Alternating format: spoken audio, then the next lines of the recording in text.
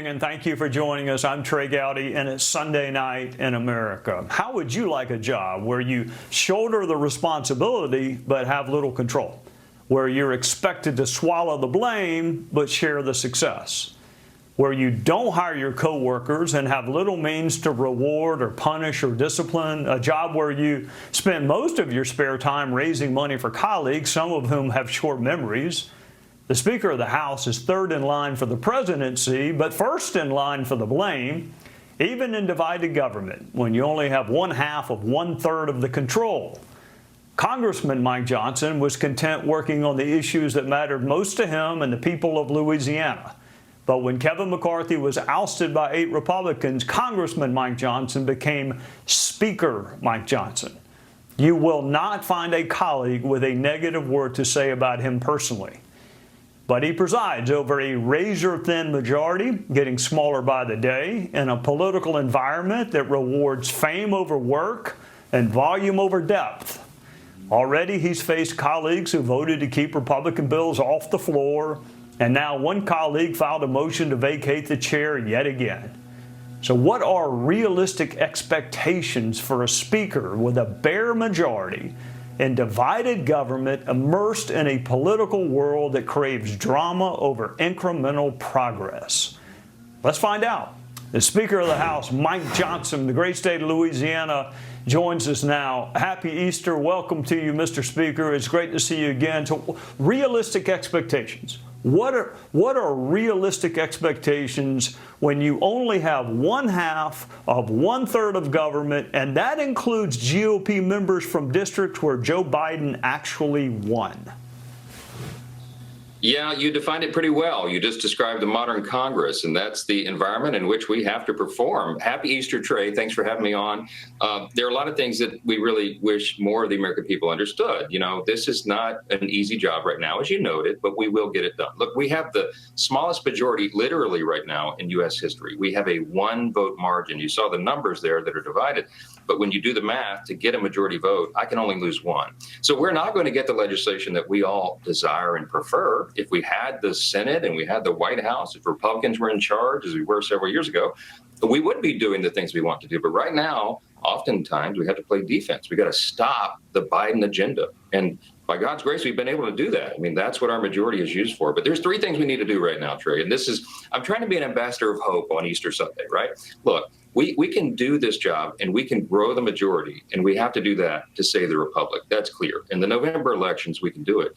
But what we have to do is 3 simple things. We have to show the American people what we're for, not just what we're against. We have to be able to stand for those core principles and explain and show the contrast between us and the radical leftists that are destroying every metric of public policy. Number 2, we have to unite. We have to stand together, because when we do that, especially with a razor-thin majority as we have, we'll have better negotiation in the back room. We'll be able to have greater standing when we argue with the Democrats about it. Third, look, we've got to drive our conservative agenda and get the incremental wins that are still possible right now. We're for securing the border, standing up to China, unleashing American energy, saving American jobs, doing the things that the American people want us to do.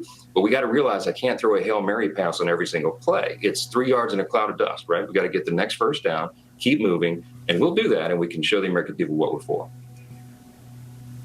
You know, you've always been a person of hope and faith, which is why I enjoy talking to you while we were colleagues, because I'm a hopeless cynic.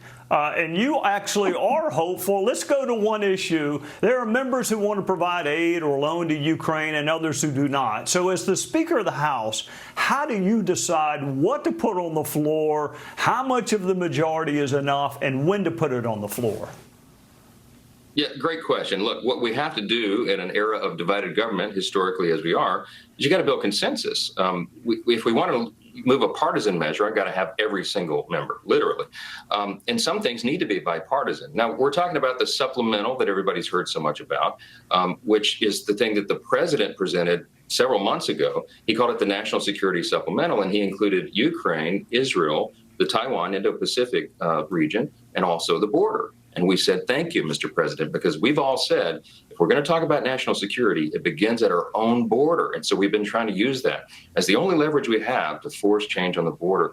We're still trying to force the president to use his executive authority. And most of the American people know that he has that authority, but he's not using it because they opened the border intentionally. But when it comes to the supplemental, we've been working to build that consensus. We've been talking to all the members, especially now over the district work period.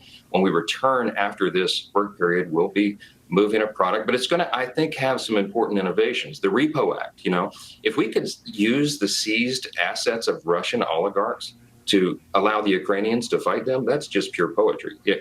Even President Trump has talked about the loan concept, where we set up, we're not just giving foreign aid, we're setting it up in a relationship where they can provide it back to us when the time is right. And then, we want to unleash American energy. We want to have natural gas exports that will help unfund Vladimir Putin's war effort there.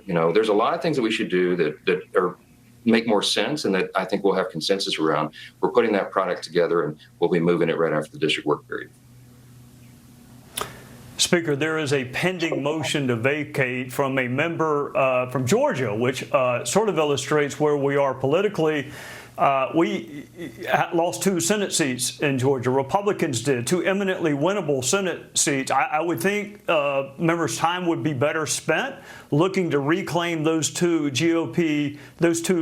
Senate seats in Georgia, as opposed to hanging the sword of Damocles over your head. But you're on Easter recess right now. How does it help the GOP grow the majority to be talking about a motion to vacate instead of talking about the border or inflation or other issues that are better for the GOP? How does this motion to vacate help win back the majority or win a bigger majority? I don't think it does. And I think all of my other Republican colleagues recognize this is a distraction from our mission. Again, the mission is to save the republic. And the only way we can do that is if we grow the House majority, win the Senate, and win the White House. So we don't need any dissension right now. Look, Marjorie Taylor Greene filed the motion. It's not a privileged motion, so it doesn't move automatically. It's just hanging there. And she's frustrated. She and I exchanged text messages even today. We're going to talk early next week. Marjorie's a friend. She's very frustrated about, for example, the last appropriations bills. Guess what? So am I. As we discussed, Trey, these are not the perfect pieces of legislation that you and I and Marjorie would draft if we had the ability to do it differently. But with the smallest margin in U.S. history, we're sometimes going to get legislation that we don't like. And the Democrats know that when we don't all stand together with our razor-thin majority, then they have a better negotiation position. And that's why we got some of the things we didn't like. Now, we fought like warrior poets to keep some of those Senate appropriations or some of those Senate earmarks out of the bill. And we were successful in getting a lot of the terrible stuff out. But a few of them made it through, and that's what Marjorie's upset about, and I am too. But I want to talk with her about reforming the budgeting and spending process going forward. That's what Republicans are for. That's the transformational kind of changes that we can forge if we all stand together. I would just remind people that Congressman Mike Johnson did not run for Speaker the first time, the second time, the third time. I mean, he was drafted. So he was truly a reluctant leader. If there is such a thing left anymore, that's what you are. You have an impossibly difficult job. Happy Easter to you and your family. Thank you for joining us on Easter Sunday. Thanks, brother.